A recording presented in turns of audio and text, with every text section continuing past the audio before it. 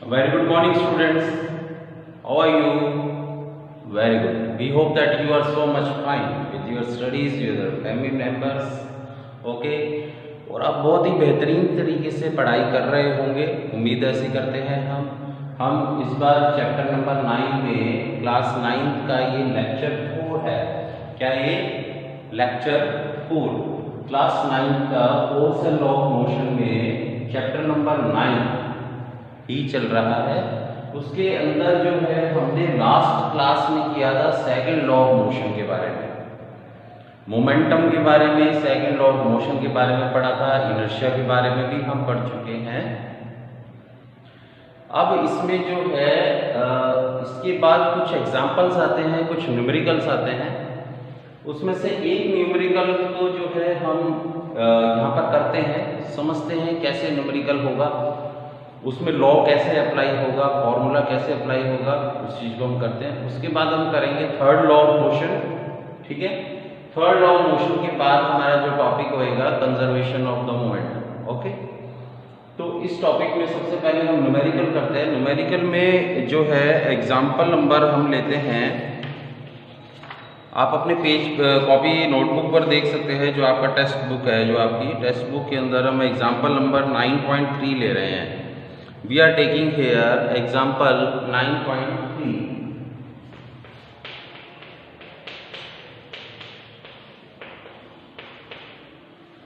Okay. Example 9.3 says what? जो बोल रहा है उसको यहाँ पर गिवन में लिख देंगे, आराम से करेंगे। A motor car is moving with a velocity. एक मोटर कार है जो वेलोसिटी के साथ मूव कर रही है 108 kilometre per our, and it take 4 seconds to stop after the brake applied.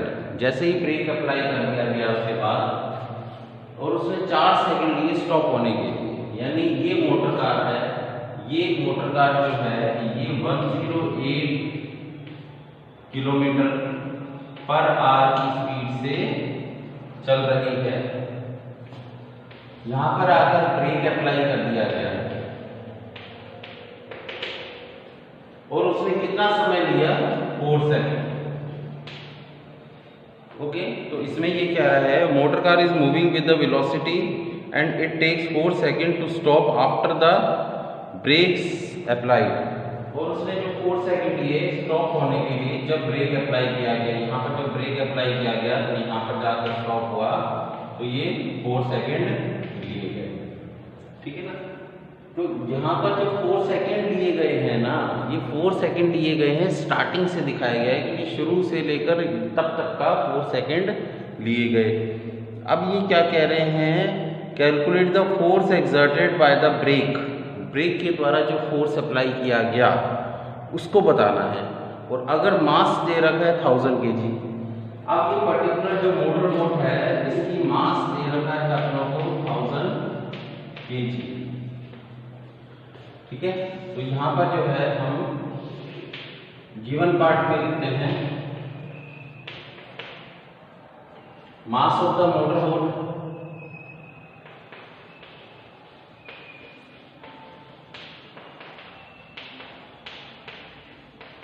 Mass of motor boat 1000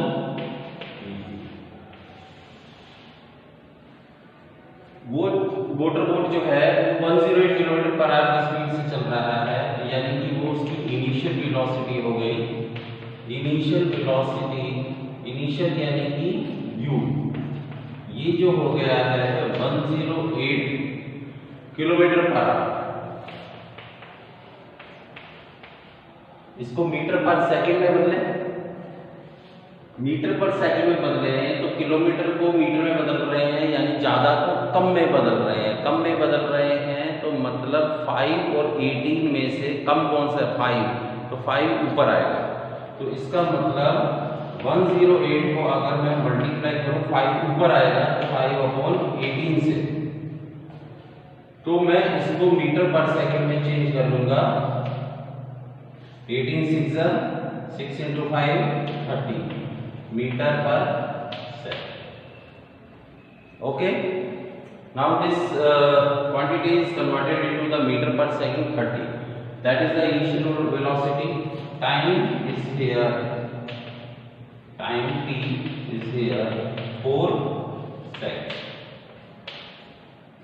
okay भाई, ये जा रहा है ब्रेक पर, यहाँ पर फोर्स अप्लाई हुआ, ब्रेक पर फोर्स अप्लाई हुआ है, ठीक है ना। अब जब ब्रेक पर फोर्स अप्लाई हुआ है तो वो मोटर बोर्ड जो है कितने टाइम बाद जो है वो रुक रही है, उस चीज़ को अपने को यहाँ पर चेक करना है कि उसका मास जो है 1000 kg है, वो फोर्स जो एग्जर्ट हो रहा है, वो जो फोर्स अप्लाई हुआ है ब्रेक पर, हमें वो पता लगाना है कि उसकी क्या वैल्यू है, ठीक है। तो अब यहाँ पर देखो आप, यहाँ पर जो अपनों को सब कुछ गिवन है, यहाँ पर जो फोर्स अप्लाई हुआ है उसकी वैल्यू जो है, तो अब हम यहाँ पर फाइंड करेंगे फोर्स अप्लाई। क्या फाइंड करेंगे? फोर्स अप्लाई, कितना फोर्स अप्लाई हुआ है, एक्सर्ट कितना फोर्स हुआ है। तो हमने क्या पढ़ा था, force applied F equal to m acceleration, F equal to m। ये हमने जो डेरिवेशन है, ये हमने सेकंड लॉ ऑफ मोशन में जो है लास्ट वीडियो के अंदर ये हमने फाइंड किया था, F इक्वल टू m। यहाँ पर हो गया F equal to mass m, acceleration क्या हो जाएगा, एक्सेलरेशन हो जाएगा v minus u upon t, change in velocity upon time.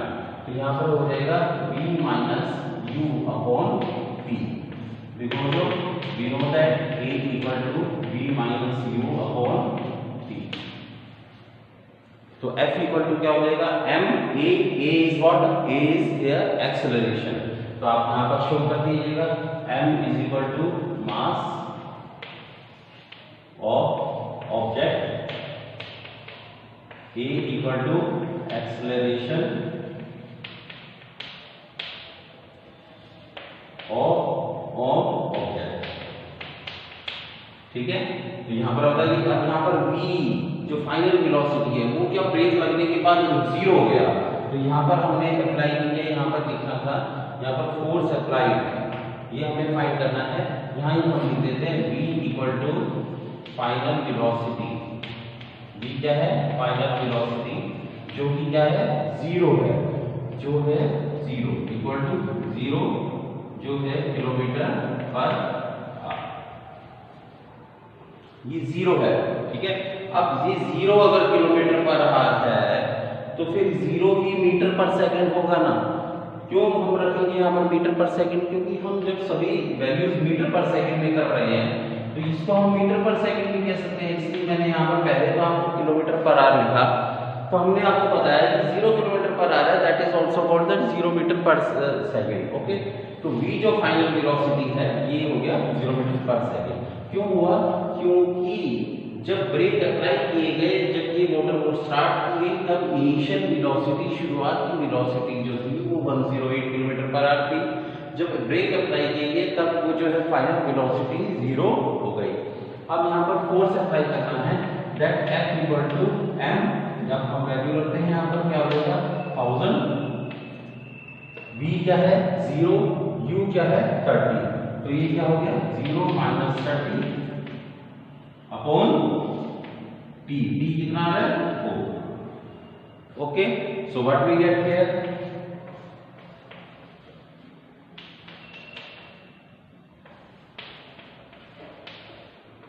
-7500, क्या ये फोर्स है, तो ये क्या चीज आएगी, न्यूटन, क्या आएगा newton. So we can say here is F, ये थोड़ा सा टेढ़ा हो गया, मैं इसको सही लिख देता हूँ वापस से,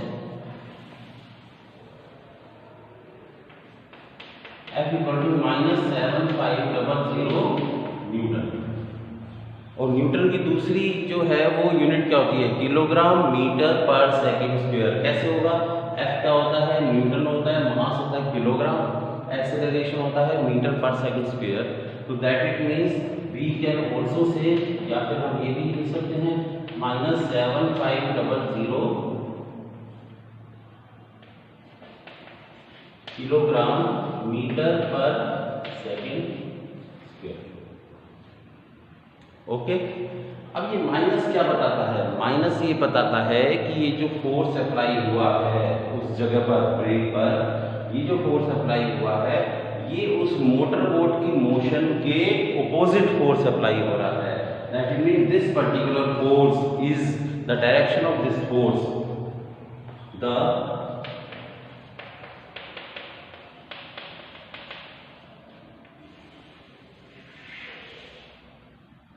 direction of this force is opposite to direction of motor boat। ये पर्टिकुलर लाइन जो है ये आपके लास्ट के अंदर होनी चाहिए। जब आपने F निकाला है, यहाँ पर F निकाला है, इसके बाद आप ये दिखाना है पड़ेगा आपको कि भाई ये माइनस का मतलब क्या है। So these lines are at the end of this example. Okay, so it is a compulsory. So finally what we get, we got the force applied on the particular point when the brakes has been applied. Okay, तो motor boat पर जो force apply हो रहा है उस break पर क्या force apply हो रहा है, जब हम ब्रेक लगा रहे हैं तो वो हो रहा है -7.00 किलोग्राम मीटर पर सेकेंड स्क्वायर।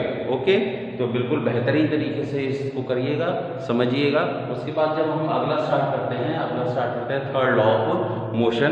ये आपको मैंने एक एग्जाम्पल कराया है, इसका मतलब ये नहीं है कि हमें एक ही करना है, हमें दूसरे एग्जाम्पल भी करने हैं। हमें एग्जाम्पल्स करना है, उनको करके देखना है। कोई प्रॉब्लम होती है तो मैं आपको यहाँ पर समझा दूंगा, ठीक है। इसके बाद हम जो टॉपिक करेंगे वो हमारा होगा third law of motion. Okay, इसको आप कॉपी कर लीजिएगा तब तक।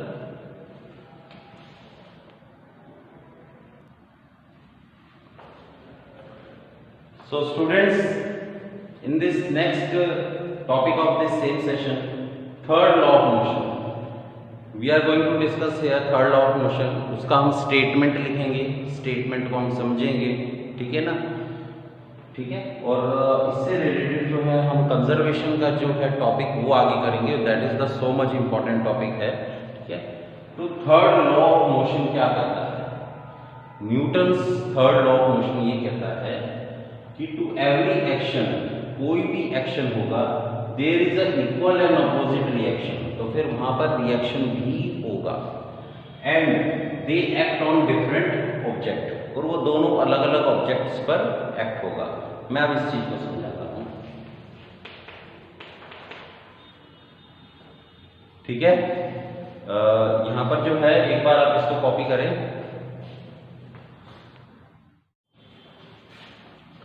तो हम क्या कर रहे थे, हम कर रहे थे third law of motion. Third law of motion क्या है कि जब कोई भी एक्शन होता है तो उसके प्रति रिएक्शन भी होगा, ठीक है, और वो उसके विपरीत होगा।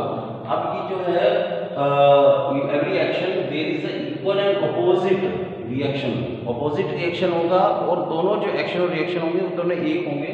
इस चीज को हम समझते हैं कि इनका कहने का मतलब ये है कि अगर कोई ऑब्जेक्ट है वो इस ऑब्जेक्ट के साथ में टकर रहा है या स्ट्राइक कर रहा है, ये ऑब्जेक्ट जो है फोर्स अप्लाई कर रहा है इस ऑब्जेक्ट को।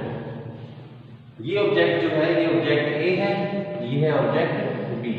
ये ऑब्जेक्ट अगर इस ऑब्जेक्ट पर स्ट्राइक कर रहा है तो उसके बदले में ये भी उसको स्ट्राइक करेगा।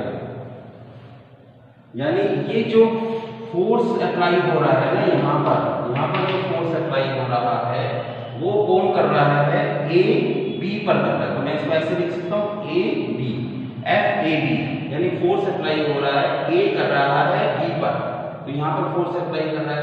जैसे ये फोर्स अप्लाई करेगा वैसे ही ये पर्टिकुलर जो ऑब्जेक्ट है जब ये टक्कर फोर्स अप्लाई करेगा, मतलब कैसे करेगा, दूर से तो करेगा नहीं, जब ये स्ट्राइक करेंगे आपस में क्या करेंगे, स्ट्राइक करेंगे। तो जब इसका फोर्स अप्लाई हुआ एफ ए बी, इसने ए ने स्ट्राइक करा और इस पर एक फोर्स अप्लाई किया इस पोजीशन पर, तो ये करा ए ने करा बी को। अब इसी दौरान ही ये जो बी है ये भी फोर्स अप्लाई करेगा, तो ये क्या हो गया एक्शन और ये क्या हो गया रिएक्शन।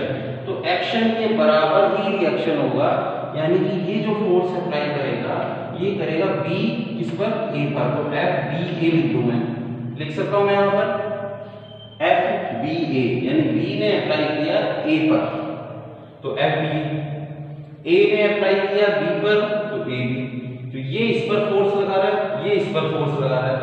जब ये इस पर दूसरे ऑब्जेक्ट पर फोर्स लगाएगा तो वही फोर्स दूसरा भी इस पर लगाएगा और जो क्या होंगे, इक्वल होंगे, यानी कि एफ ए बी जो है वो और एफ बी ए ये दोनों क्या होंगे, आपस में इक्वल रहेंगे और ऑपोजिट रहेंगे। ऑपोजिट यानी ये जो रहेगा ये इसका ऑपोजिट रहेगा, ठीक है, किसमें, डायरेक्शन में, ठीक है ना। So again they act on a different object, और ये दोनों अलग अलग ऑब्जेक्ट पर अप्लाई हो रहा है, ये वाला फोर्स अप्लाई हो रहा है इस पर और ये वाला फोर्स अप्लाई हो रहा है इस पर, ठीक है, तो ये दो अलग अलग ऑब्जेक्ट्स पर अप्लाई होगा। सो that is called the simple third law of motion. अब इस चीज को हम एक और अलग से और ज्यादा एक्सप्लेन स्टेटमेंट में हम लिख सकते हैं, हम उसको ये क्या कह सकते हैं, when one object exert force on the another, when one object exert force on another, जब एक ऑब्जेक्ट दूसरे पर फोर्स लगा रहा है, दूसरा क्या, दूसरे ऑब्जेक्ट पर, on another object, when one object exert apply कर रहा है force on the another object, then the other object instantaneously, the other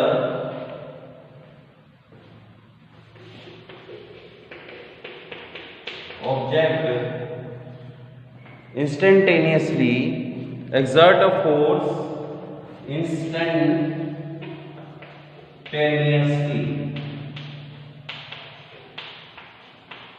exert a force back to first object,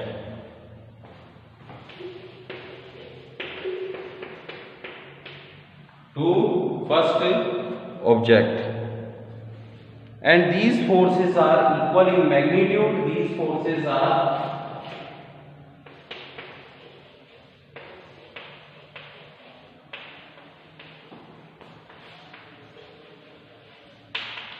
equal in magnitude but opposite in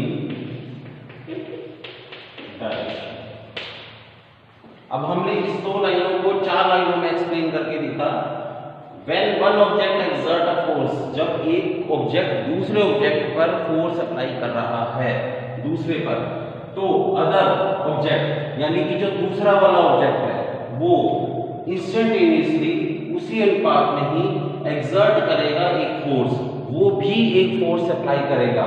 किस पर करेगा, वापस करेगा किस पर, उसी फर्स्ट वाले ऑब्जेक्ट पर, ठीक है। These forces, अब दो फोर्सेस हो गई, एक तो ऑब्जेक्ट ए ने अप्लाई किया और उसके बदले में ऑब्जेक्ट बी ने अप्लाई करा। ये जो दोनों फोर्सेस हैं ये आपस में इक्वल होंगे, ध्यान रखना। तो इट मींस अब हम इसको इक्वेशन फॉर्म में लिखते हैं कि इसका मतलब जो फोर्स लगाया गया है ए और बी के द्वारा, ए से बी पर, वो फोर्स जो है वो फोर्स बी से ए के जो द्वारा लगाया गया फोर्स है, they both forces are equal. वो क्या रहेंगे, इक्वल होंगे इन मैग्नीट्यूड, वैल्यू में तो रहेंगे equal, but opposite in direction, लेकिन डायरेक्शन में क्या रहेंगे, ऑपोजिट रहेंगे, क्योंकि क्या हो जाएगा, माइनस। तो ध्यान रखिएगा यहाँ पर क्या है, माइनस है, ठीक है।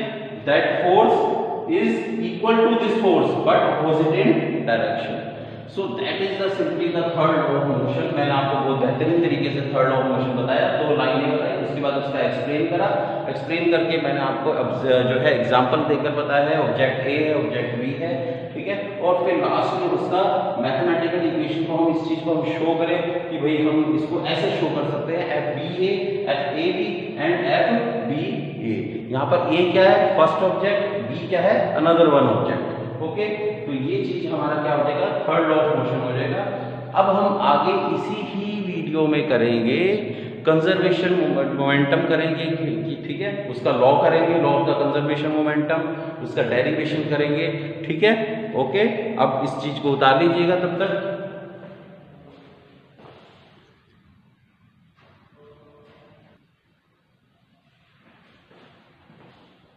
ओके स्टूडेंट, अब ये जो टॉपिक है law of conservation of momentum, क्या है, law of conservation of momentum, इस टॉपिक को हम करेंगे। और इस टॉपिक, ये जो टॉपिक है बहुत इंपॉर्टेंट टॉपिक है, इसमें लॉ कोई स्टेटमेंट के साथ साथ में उसका मैथमेटिकल एक्सप्रेशंस भी करेंगे, प्रूव भी करेंगे, और ये एग्जाम में आते हैं। ओके, तो law of conservation of momentum, तो सबसे पहले तो मोमेंटम को एक बार रिवाइज कर लेंगे। मोमेंटम क्या था, मोमेंटम एक ऐसा क्वांटिटी था that is the equal to the product of the mass and velocity. कोई भी प्रोडक्ट है जिसका एक पर्टिकुलर मास है और वो किसी स्पीड से जा रहा है, तो अगर हम उसका मास और उसकी वेलोसिटी को मल्टीप्लाई कर दे, प्रोडक्ट निकल कर दे, that is equal to the momentum. और मोमेंटम किसी एक ऑब्जेक्ट का क्या हो गया, मोमेंटम हो गया। और अगर हम जो दो या दो से ज्यादा का करते हैं, दैट मीन्स प्लूरल में हम कहते हैं उसको मोमेंटा। क्या कहते हैं, मोमेंटा। ओके, तो इस चीज को आप समझिएगा और हम आगे प्रोसीड करते हैं। ये कह रहा है कि जो total momentum of two object, दो ऑब्जेक्ट का जो टोटल मोमेंटम रहेगा इज अनचेंज, वो चेंज नहीं होगा।